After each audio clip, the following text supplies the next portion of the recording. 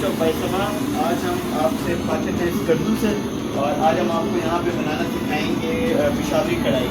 तो इसके लिए सबसे पहले आपको चिकन बॉयल पे लगाना पड़ेगा, दूसरे में आपको मसाला बनाना पड़ेगा। वो हम आपको अभी दिखाते हैं कि कैसे बनाएंगे। तो हमारे साथ रहिए, अभी आपको दिखाते हैं कि कैसा बनेगा।